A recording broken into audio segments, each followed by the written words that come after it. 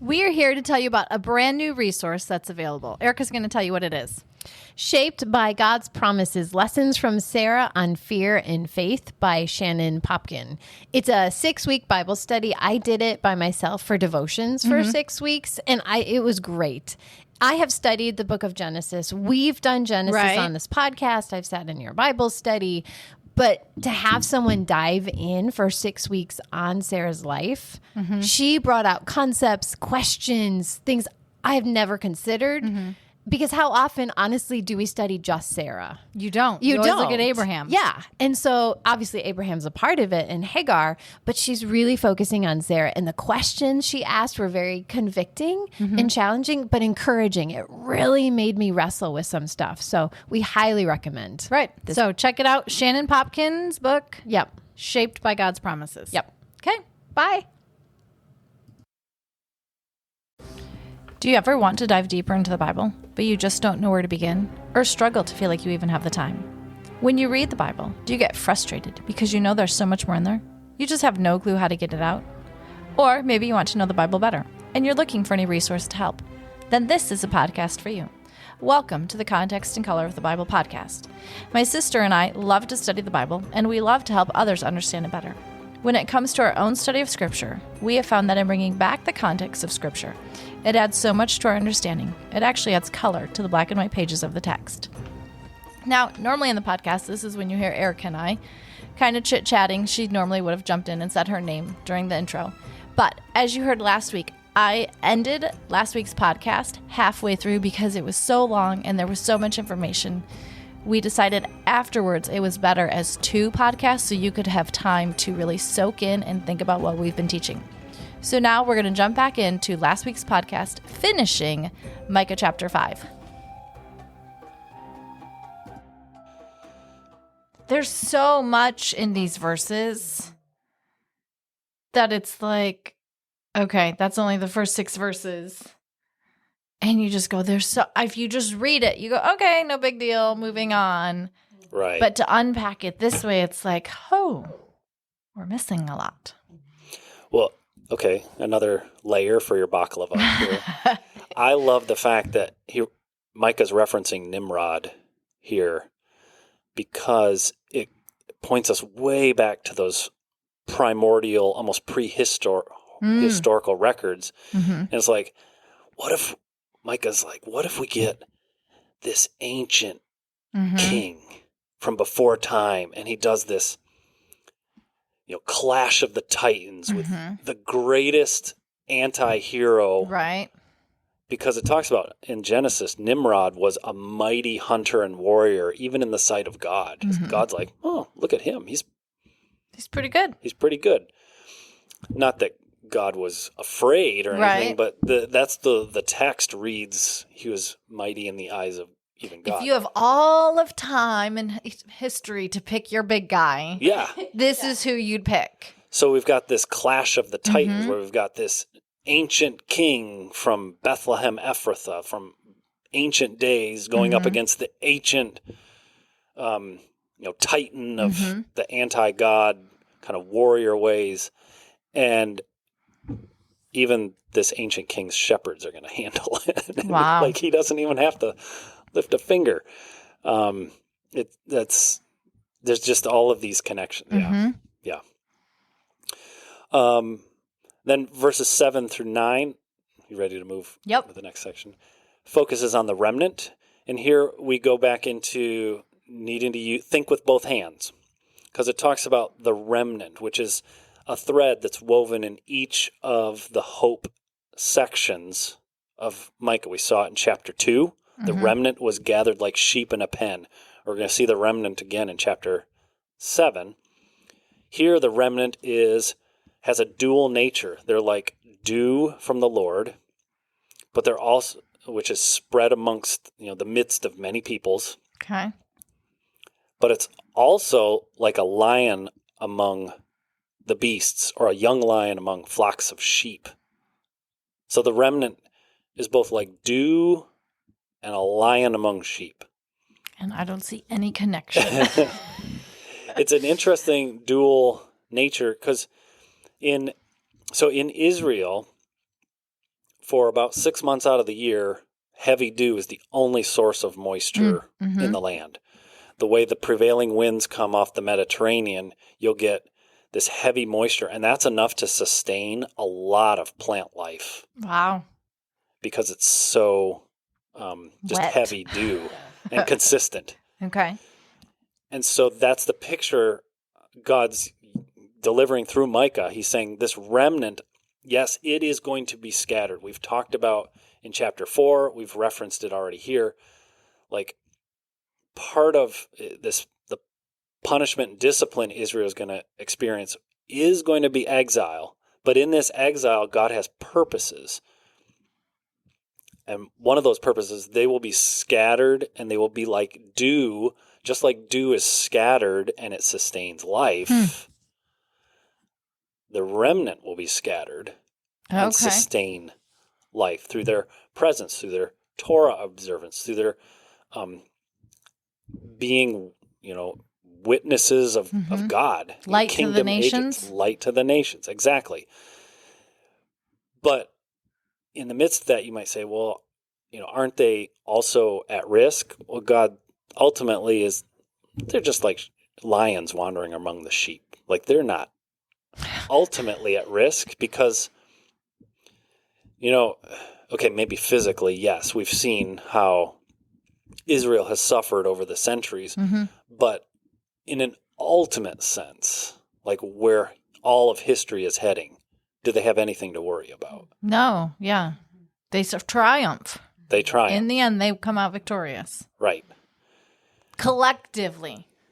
Yeah, and this is the remnant. This is the faithful component, So those that stand fast, they cling to the Lord, and though they may, just like Ecclesiastes and the book of Job and others explore, in this life under the sun, yes, there's still going to be trials, but in the ultimate economy, they have nothing to fear. And in fact, will be a relentless force enabled by God. It's not that they get to do this, Hulk smash just because they want to. Right. Like they've been blessed by the Lord for a particular office, and they have nothing to fear. In verse 9, your hand shall be lifted up over your adversaries, and all your enemies shall be cut off. And the way it's worded there, it's not, and you will kill all your enemies. All your enemies will be cut off, shall be cut off. So there's like an acting agent that will move on behalf for them, kind of signaling what God will do for them. So I wonder if the picture is not like, yes, they're like a lion among sheep, this remnant, but it doesn't necessarily mean that they had to do the killing. Right. That just may be showing how much they don't have to fear. Right. Okay. Right. Because the lion's not really scared of the sheep. Exactly. He would walk through a field of sheep and be fine and content and undisturbed. So even though the dual nature is the remnant is scattered, yes, and they may feel alone, but yet in that they have a purpose that they're bringing life, they're bringing refreshment, they may be bringing revival, and yet they have nothing to fear because just as a lion walking in a flock of sheep has nothing to fear. I like those pictures now. So how those two things work together? Yeah. One day hindsight will be 20/20, and then you go, oh, I see it now. Yes. And then the last 6 verses, 10 through 15, plays off of, so verse 9 is a springboard into this, where all the enemies shall be cut off. And we get that phrase repeated in verse 10, I will cut. Okay, this is God. And in that day, declares the Lord, I will cut off your horses from among you. Verse 11, I will cut off the cities and strongholds. Verse 12, I will cut off sorceries and fortune-telling. Verse 13, I will cut off carved images and idols and the works of your hands. So 4 times off of the verse 9 as like imagine it like a springboard or a diving board, cut off. Literally in the Hebrew, it says, I will cut off, I will cut off. Yes. Oh, because translators didn't like that idea. Cut off. It's the Hebrew word karat. Oh, okay. Which means to cut off. Cut off and destroy is one aspect. Mm-hmm. Like many Hebrew words, it has multiple meanings. But that repetition gets, fourfold things are being cut off. And then verse 14, then I will root out your Asherah images. And then verse 15 is the climactic summary statement. And in anger and wrath, I will execute vengeance on who? The nations that did not obey. Okay, so say, what is 15? I will what? In anger and wrath, I will cut off, or I will execute vengeance on the nations. Because I'm kind of thinking, just gardening-wise, as I'm doing a lot of weeding right now, you cut off like the top part, but then you like got to dig down to get the root out. So I cut off, and then I root out your Asherah poles. Just kind of... We'll get there. Okay. Yeah, I like that. So what verse 15 signals is that, in my understanding, is 10 through 15, we're not talking about Israel here. We're talking about the nations. So all of these things are going to get cut off, and then rooted out or from the nations. Verses 7, 8, and 9 is God dealing with his remnant in Israel. And this fits if you're thinking, because we're still in the hope section. So what would be bringing hope to God's people is the fact he's going to deal with wicked nations. Yes, God will deal with the wickedness of Israel. We've talked about that in prior chapters in Micah. We'll talk about it again in the next week. But here, especially because we're hitting on things that were classical pagan nation things. Sometimes these were co-opted and handled by God's people, but here, and because of the summary statement, and because of verse 9, how we're transitioning away from the remnant, and it's talking about all your enemies shall be cut off. Well, who are the enemies of the remnant? The enemies of the remnant are these pagan nations. So just everything seems to be pointing. 10 through 15 is about God dealing with them. He's going to cut off these four things. Chariots and horses are like your tanks, your fighter jets, your nuclear missiles of today, your offensive weaponry. What are the latest technical weapons? And these are the things that especially nations like Assyria would have put great confidence in.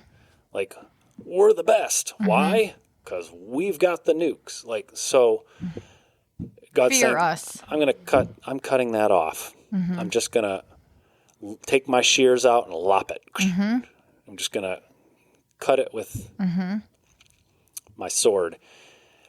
And if it wasn't the offensive weapons, the second one is, I'm going to cut off your defensive, your strongholds, your fortifications, your cities, your shields, your bomb shelters, your cybersecurity. I've got all these things. Think about all these things that we put in place that are trying to make us feel secure today. If we're not going to have an offensive weapon, at least we've got greater shields. Right. And, surveillance equipment and all of this. Well, God's saying, I'm cutting that off. Don't put your confidence in that. Like, these are elements of these wicked nations. The third thing he's cutting off are these witchcraft and sorceries. It's all of the desire of human nature to harness spiritual powers, energies, anti-God forces. Trying to have knowledge of the future and manipulating people, tapping into, evil powers. If we can't do it in a physical sense, we're going to try to tap into that. God's like, I'm cutting that off too. Ultimately, all of this is going to get cut off. And then even the focal points of these anti-God worship, the idols, the sacred stones, those things in the ancient world helped make abstract gods more accessible to the people. I can make this god out of stone or metal, and then I can kind of see it and I can connect with it. I can bring it sacrifices, or kings might erect a statue in a marketplace or near a sacred location or by their palace, because that helps solidify their control. Like, I'm the son of this god or that goddess. Like, it attaches me to that thing and says, well, my nature is like this God that you all are worshiping.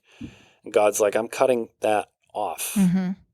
These symbols and these idols that you create. I'm cutting it off. And like the N+1 formula, like the punchline here is now delivered with Asherah.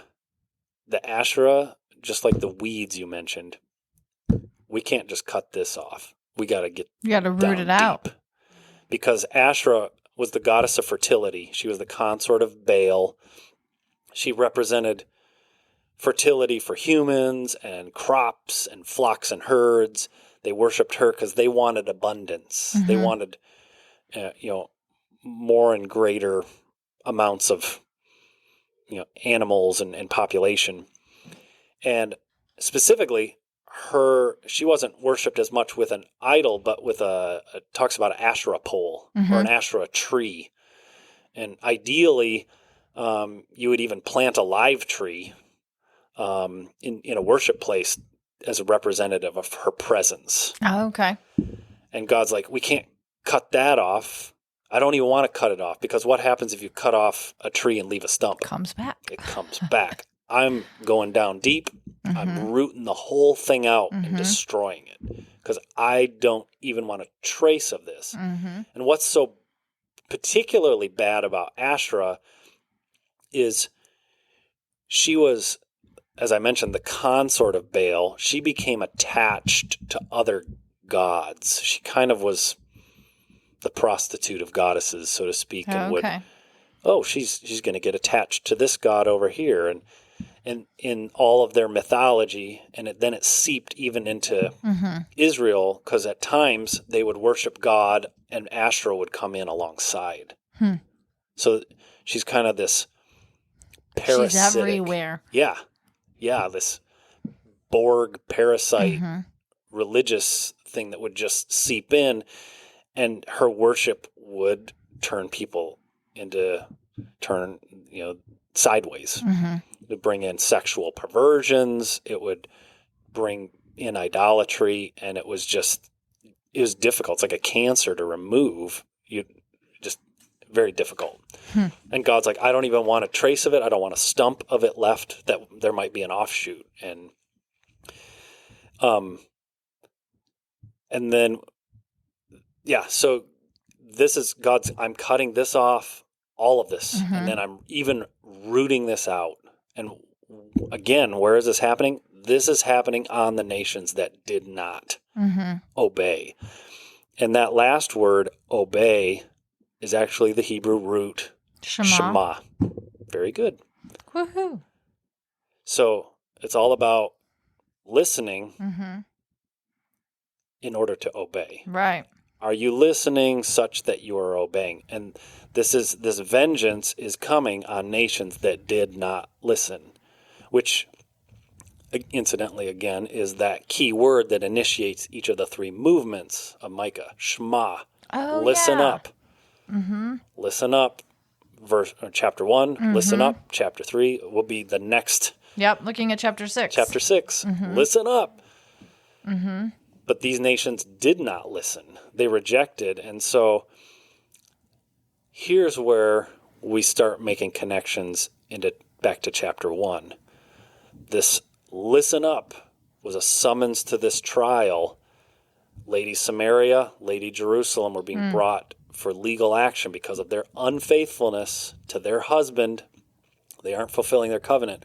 Well, who was also summoned? The nations were summoned.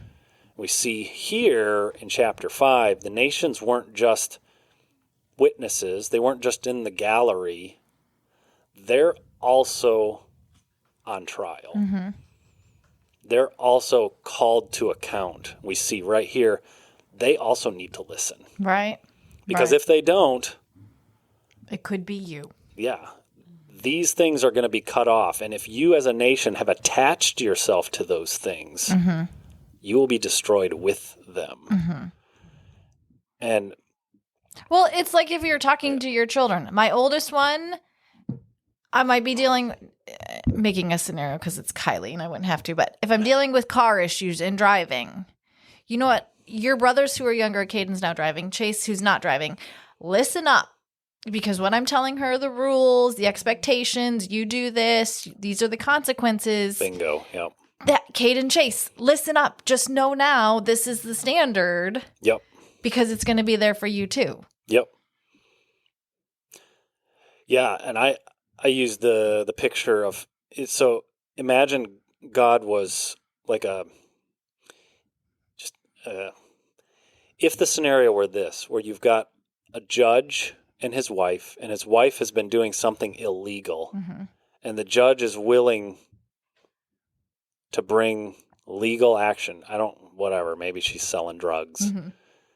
And then you happen to be the neighbor next door who's also selling drugs. You think that judge is going to... Oh, yeah, you're going to watch. And if he does it to his wife, how much more is he going to do it to me? And I think that's what's going on here. If God himself, how much more will he definitely follow through for the nations that are not listening to him?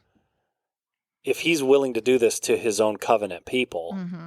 and bring discipline and correction, how much more for those nations outside of the covenant that they need to listen? Pay attention. Pay attention. Because even as you're doing this, I'm thinking of Leviticus. And Deuteronomy. Deuteronomy talks about don't gather, accumulate horses and chariots. Leviticus talks about getting rid of the witchcraft and the fortune tellers and the idols and that pagan worship. And you go, God laid out from the very beginning to Israel, here's what you're not going to have. Here's what you're not going to do. And yet you see how they do, and they chase after all that, and the other nations have that, and you just go, okay, he's going to come and deal with it. Yeah, he's going to deal with it inside Israel. He's told you the expectations from the beginning. Yeah. So it's coming. Yeah. So that's the hope. If you're a nation that's being beset by these superpowers that rely on these things. Okay. We need to try to put ourselves in that perspective of Israel, of they're being put down. And remember, in Micah's ministry, he's seeing over half the nation being exiled by nations that rely on these things, and then even his own tribe of Judah being destroyed, nearly destroyed. But you also ended, when you did it in the sermon, you talked about don't attach yourself to these things. Attach yourself to the new king, but ancient king who will care for you, not only in this life, but in the life to come. Yeah. He will bring you that peace, even in the midst of this turmoil. You have hope, not just for today, but also for forever. Right. Yeah, and we specifically, us here, are reading this as Gentiles and going, we're not Jewish, and this is coming for us. Well, yeah, it's coming for all the nations that are anti-God, which is pretty much all of them. And yes, that is true, but we're also grafted into that flock, and we have that hope. And I think that's where we need to fix our hope, because we are in that protected flock. And the other thing that isn't maybe as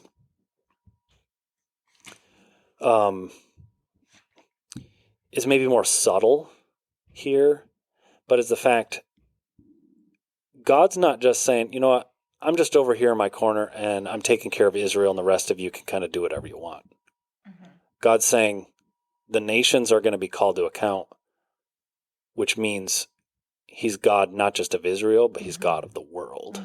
Like everybody has to account. And God is going to be satisfied with nothing less than his worldwide kingdom, which he's been in the process of doing since the beginning, since the call of Abraham, since the promise with Adam, and like this is just, it's another step in that process, and he's going to clean out all the junk. So even if you're from the nations, don't attach yourself to the junk, attach yourself to the king. Which I think then does give us the hope. Yep. So anything else to add? Anything else? You want to wrap up before I rest wrap up? my case. Yeah. For now, chapter 6 is coming. Exactly. I love chapter 6. Then I'm excited to hear that. We've heard a little bit because Erica did 6. Oh, yeah. Micah 6, what'd you do? 8? Oh, yeah, 6 through 8. Yeah. You did that as a retreat one time.